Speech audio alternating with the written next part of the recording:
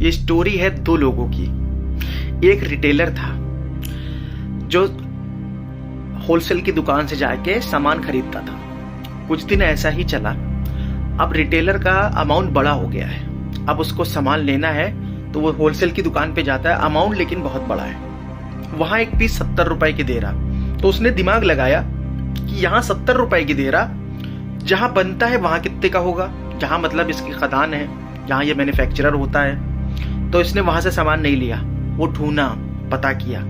وہ جب وہاں پہنچا جہاں سامان بنتا تھا, جہاں سے ڈائریکٹ مال اٹھتا ہے, تو وہاں پتا چلا وہ 50 روپے. اب پروفٹ تو کافی ہو گیا. 70 روپے کا دے رہا اور یہ 50 روپے کا دے رہا. 20 روپے پر پتا چلا 1000 پیس لیا تو کتنا پروفٹ ہو گیا. اب یہ تھی دنیا کی مثال. اب آتے ہیں علم پر. ایک مسلمان ہے, پیدا ہوتا ہے, کھاتا پیتا ہے, بڑا ہوتا ہے اور کسی امام کے پیچھے لگ جاتا ہے. اب جو امام کہہ رہا وہی مان رہا, جو امام کی باتیں ہیں وہی مان رہا. اللہ کے رسول اس کے لیے کافی نہیں ہے.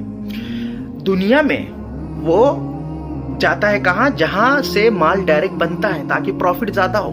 دنیا میں اتنا دماغ لگاتا ہے. لیکن دین میں, اب دین کی بات ہے تو وہاں سے علم نہیں لے گا جہاں علم کی خدان. علم کی خدان کون ہے؟ اللہ اور اس کے رسول صلی اللہ علیہ وسلم اور پیارے صحابہ. یہ علم کی خدان. لیکن وہ لیتا کس سے ہے؟ اماموں سے. اپنا رہبر کس کو بنا لیتا ہے؟ امام کو. اندھی تقلید کس کی کرتا ہے؟ امام کی. پکڑ لیا تو پکڑ لیا, جو بھی کہہ رہے, صحیح کہہ رہے تو صحیح, غلط کہہ رہے تو غلط, پھر اس کو خود دکھائی نہیں دیتا. یہ مسلمان ہے. تو اب آپ یہ سوچو کہ یہ کتنا بڑا بیوقوف ہے.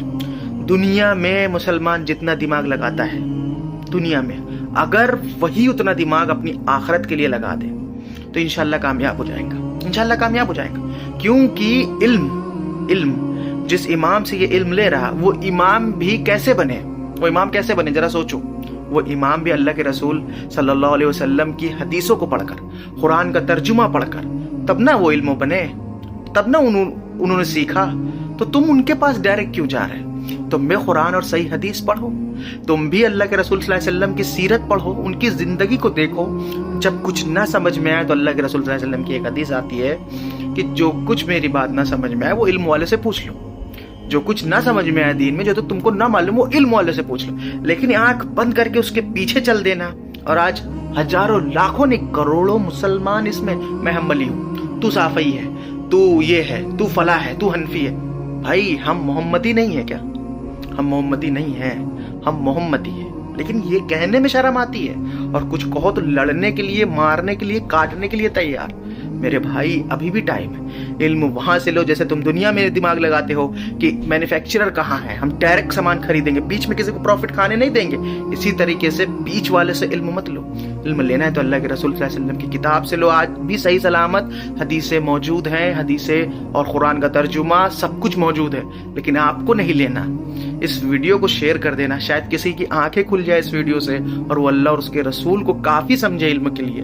السلام علیکم, جے ہند.